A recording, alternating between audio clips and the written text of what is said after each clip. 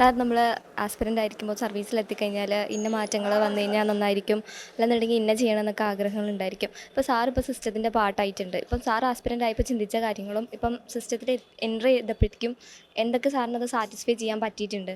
Aspirant ആയിരിക്കുമ്പോൾ specific ആയിട്ട് ഇന്ന കാര്യങ്ങൾ ചെയ്യണമെന്ന് ഞാൻ വിചാരിച്ചിട്ടില്ല. ബിക്കോസ് എനിക്ക് അതിനെക്കുറിച്ച് വലിയ ധാരണയൊന്നും ഉണ്ടായിരുന്നില്ല, എന്ത് ചെയ്യണം എന്ത് ചെയ്യണ്ട. പക്ഷെ ബ്രോഡായിട്ടുള്ള ചില പ്രിൻസിപ്പിൾസ് ഉണ്ടായിരുന്നു. സാധാരണ നമ്മൾ റോട്ടില് കുറെ മനുഷ്യരെയൊക്കെ കാണുമ്പോൾ ശരിക്കും നമുക്ക് സങ്കടം തോന്നുന്ന വളരെ പരിതാപകരമായ അവസ്ഥയിലുള്ള ഒത്തിരി മനുഷ്യരുണ്ട്, അല്ലെ? ആ മനുഷ്യർക്കൊക്കെ എന്തെങ്കിലും സഹായം ചെയ്യണമെന്ന് നമ്മൾ തീർച്ചയായിട്ടും വിചാരിക്കും. എങ്ങനെയാണ് മനുഷ്യർക്ക് ഇത്രയും ഇത്രയും കരുണയില്ലാതെ പെരുമാറാൻ കഴിയുക എന്ന് നമ്മൾ വിചാരിക്കും, അല്ലെ?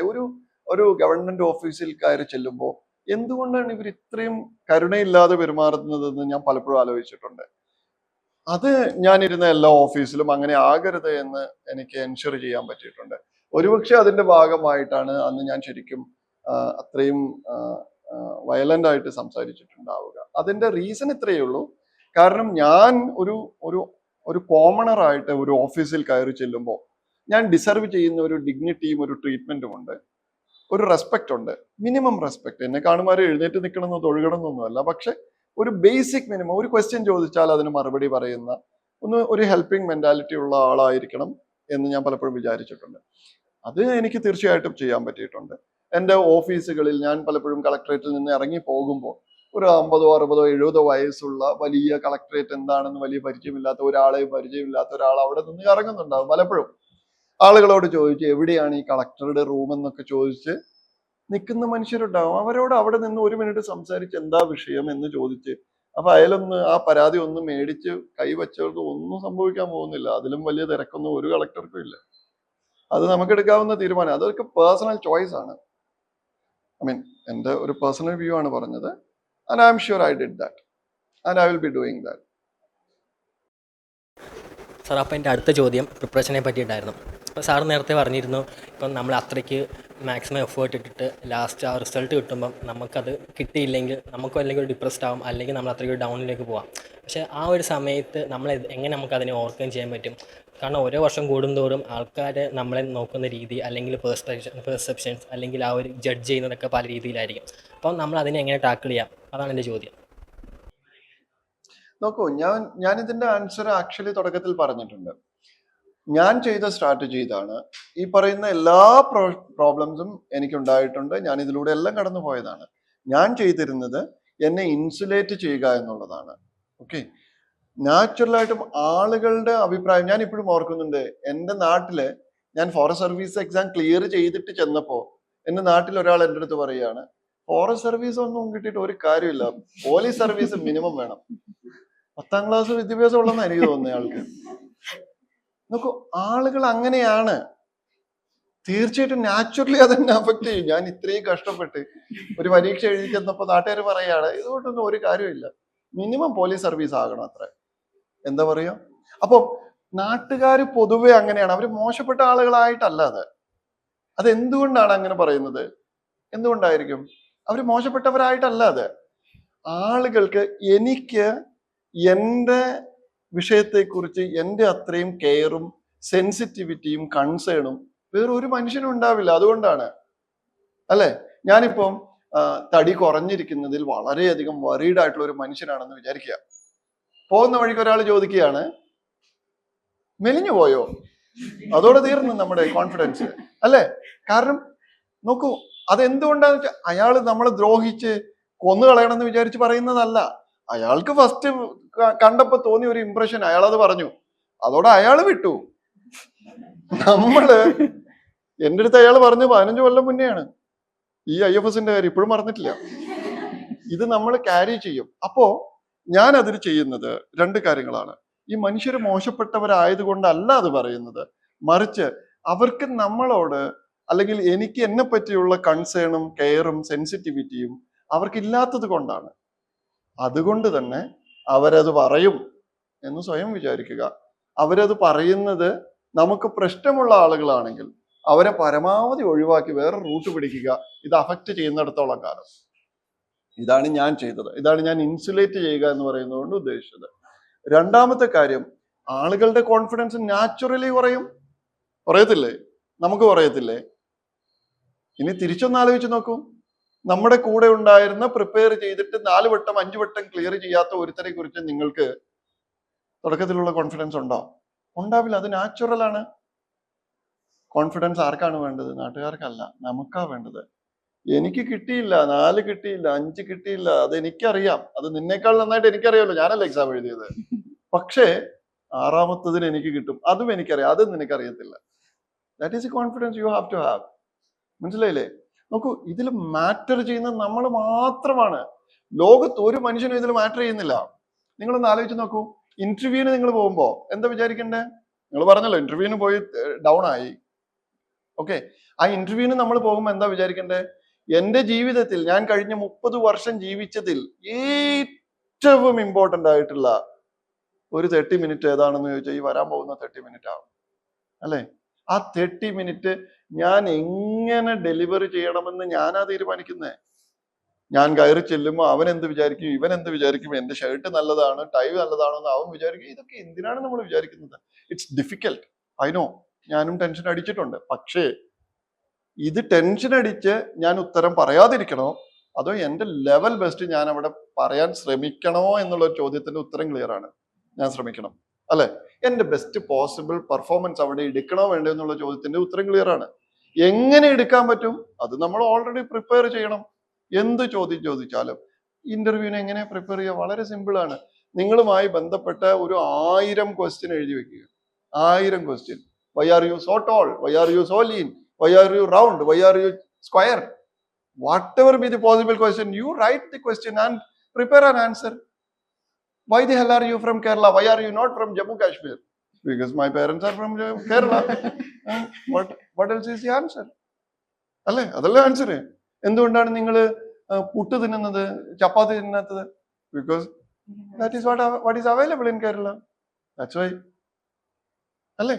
See the question, anything could be a question അല്ലേ?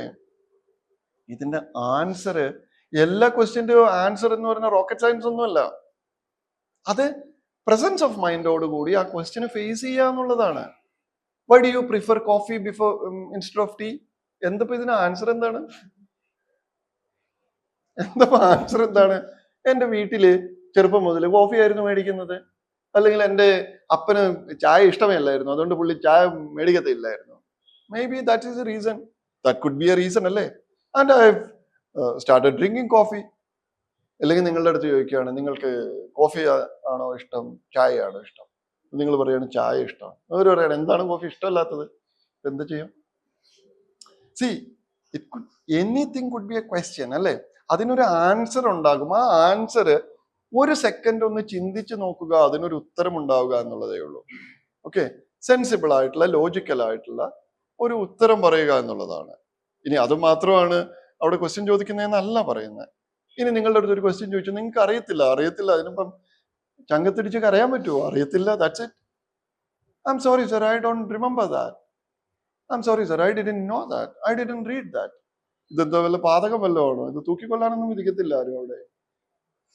അവര് വളരെ സെൻസിബിൾ ആയിട്ടുള്ള, വളരെ നല്ല രീതിയിൽ ഡീൽ ചെയ്യുന്ന ആൾക്കാർ മാത്രമേ ഉള്ളൂ UPSC ബോർഡിൽ. എനിക്ക് തോന്നുന്നില്ല അവിടെ ഉത്തരം അറിയത്തില്ല എന്ന് പറഞ്ഞ് ആരാസ് പറഞ്ഞ് ഇറങ്ങി പോകാൻ പറയുമെന്ന്. I don't think so. So അത് ആ ഒരു സ്പിരിറ്റിൽ മാത്രം എടുത്താൽ മതി എന്ന് എനിക്ക് തോന്നുന്നു. ഞാൻ പറഞ്ഞ ഉത്തരം ഇതാണ്: you insulate your self from your surrounding. നിങ്ങൾ മിനിമം അഫക്റ്റ് ചെയ്യുന്ന രീതിയിലാക്കുക. You increase your confidence. നിങ്ങളുടെ ആവശ്യമാണ്, നിങ്ങളുടെ ലക്ഷ്യമാണ്, നിങ്ങളെ മാത്രം. ഈ IASന്റെ റിസൾട്ട് കൊണ്ട് ലോകത്തിൽ ഏറ്റവും കൂടുതൽ ട്രാൻസ്ഫോർമേഷൻ ഉണ്ടാകാൻ പോകുന്ന, ചേഞ്ച് ഉണ്ടാകാൻ പോകുന്ന ലൈഫ് ആരുടേതാണ്? നിങ്ങളുടേതാണ്. നിങ്ങൾ എഴുതി, നിങ്ങൾ ഫേസ് ചെയ്ത്, നിങ്ങൾക്ക് വരുന്ന ഒരു ട്രാൻസ്ഫോർമേഷൻ നാട്ടുകാരുടെ കാര്യം, നാട്ടുകാർ അങ്ങനെ പറഞ്ഞു ഇങ്ങനെ പറഞ്ഞു എന്ന് പറഞ്ഞ് നമ്മൾ ബോധർ ചെയ്ത് കളയുന്ന ഒരു സാഹചര്യം ആലോചിച്ച് നോക്കൂ. അതിലും വലിയൊരു സൂയിസൈഡ് ഇല്ല. അതുകൊണ്ട് don't let them affect your confidence. അത്രയേ ഉള്ളൂ. ഒരു അവസാനത്തെ ഒരു ഇതുകൂടി പറയാം. ഞാൻ പ്രിപ്പയർ ചെയ്തുകൊണ്ടിരിക്കുമ്പോൾ എൻ്റെ കോളേജിൽ പഠിച്ചൊരു സാറ് വന്നു. ഓക്കെ, സാറും ഞങ്ങൾ തമ്മിൽ നല്ല ഇടിയായിരുന്നു കോളേജ് വെച്ച്. നാച്ചുറലി സാറിന് എന്നെ കണ്ടുകൂടായിരുന്നു. അപ്പം വന്നപ്പോൾ സാറ് ചോദിച്ചു, കോളേജിൽ നിന്ന് പോന്നിട്ട് കുറെ കാലം ആയല്ലോ, കൂടെ ഉണ്ടായിരുന്ന എല്ലാവർക്കും ജോലിയായി, ജോലിയൊന്നും ആയില്ലായിരിക്കും ഇല്ലേ എന്ന് ചോദിച്ചു. നാച്ചുറലി എന്ത് പറ്റും നമുക്ക്? എന്ത് പറ്റും? കോൺഫിഡൻസ് മൊത്തം പോകും. അപ്പൊ അന്ന് നമ്മൾ എന്ത് തീരുമാനം എടുത്തു? എങ്ങാനും ഞാൻ IAS ക്ലിയർ ചെയ്ത അന്ന് ഞാനൊരു ഫോൺ വിളിക്കും. ഞാൻ വിളിച്ച ചുരുക്കം ടീച്ചേഴ്സിൽ ഒരാൾ ആ സാറാണ്. പറഞ്ഞു, സാർ IASന്റെ റിസൾട്ട് വന്നായിരുന്നു, 43 റാങ്കാണ്, കേരള കേഡർ കിട്ടുമായിരിക്കും, വരുമ്പോൾ സാറിനെ വന്ന് കാണാമെന്ന് പറഞ്ഞു. അത് ചുമ്മാ ഒരു സന്തോഷത്തിന് പറയുന്നു. സോ ഇങ്ങനെ നമുക്ക് ചെറിയ സ്വീറ്റ് റിവെഞ്ച് ഒക്കെ കൊടുക്കാൻ ചിലപ്പോൾ സമയമൊക്കെ കിട്ടും. നന്നായിട്ട് പഠിച്ചാൽ. Okay, all the very best. എനിക്ക് തോന്നുന്നു നമുക്ക് വൈൻഡ് അപ്പ് ചെയ്യാം അല്ലേ? Sir, before that, one more question. ഇപ്പം നമ്മൾ UPSC ജേർണിയിൽ പ്രിപ്പറേഷൻ ടൈമിൽ we are reading basic sources എല്ലാം നമ്മൾ വായിക്കുന്നുണ്ട്. സോ പക്ഷേ എസ്സേയിലും എത്തിക്സും അല്ലെങ്കിൽ പേപ്പർ റൈറ്റിംഗിൽ വരുമ്പം നമുക്ക് കുറേ എക്സ്ട്രാ വാല്യൂ അഡീഷൻ ചെയ്യേണ്ടി വരും. So what are the things you did for that value addition? നോക്കൂ, എസ്സേ എനിക്ക് തോന്നുന്നത്, എസ്സേ എന്ന് പറയുന്നത് നിങ്ങളുടെ ഒരു ഫാക്ച്വൽ ആയിട്ടുള്ള കുറേ ഫാക്ട്സ് കുത്തി നിറച്ച ഒരു ആൻസർ അല്ല എസ്സേക്ക് നിങ്ങൾക്ക് വേണ്ടത്. നിങ്ങൾക്ക് വേണ്ടത് വളരെ ഡൈവേഴ്സ് ആയിട്ടുള്ള പെർസ്പെക്റ്റീവ്സ് ഉള്ള, ആ എല്ലാത്തിനെയും വളരെ ഭംഗിയായിട്ട് കണക്ട് ചെയ്യുന്ന, വളരെ ബ്രോഡായിട്ടുള്ള ചിന്തിക്കുന്ന ഒരു വ്യക്തിയുടെ ഒരു ആൻസർ ആണ് വേണ്ടത്. ഉദാഹരണത്തിന് നിങ്ങളിപ്പോൾ ഒരു ജോഗ്രഫിയിൽ PhD എടുത്ത ആളാണെന്ന് വിചാരിക്കുക. ജോഗ്രഫി റിലേറ്റഡ് ആയിട്ടുള്ള ഒരു ക്വസ്റ്റ്യൻ ചോദിച്ചു എന്ന് വിചാരിക്കുക.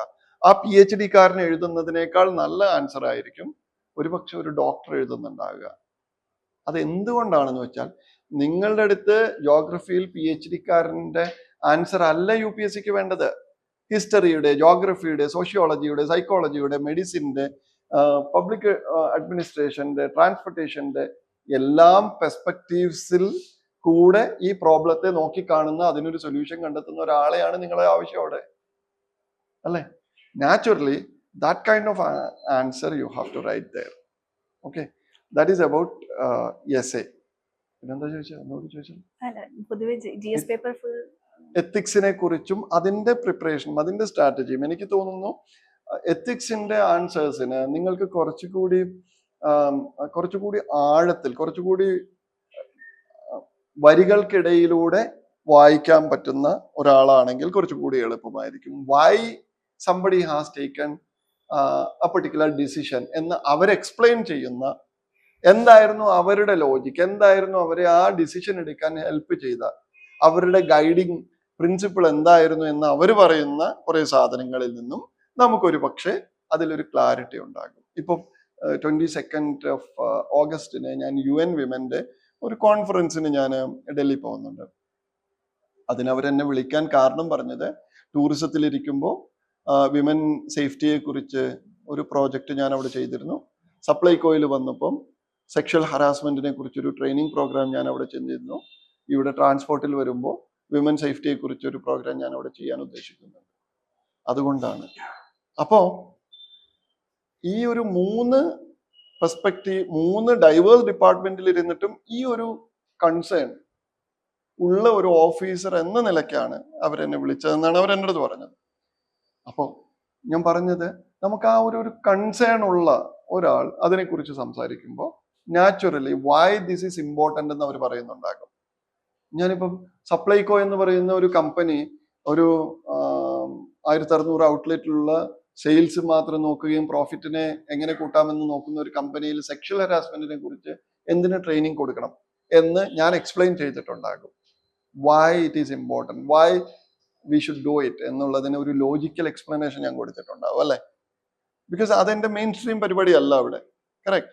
വിമൻ ആൻഡ് ചൈൽഡിലാണെങ്കിൽ ഓക്കെ, സെക്ഷൽ ഹരാസ്മെന്റിനെ കുറിച്ച് ട്രെയിനിങ് കൊടുത്താൽ മനസ്സിലാകും.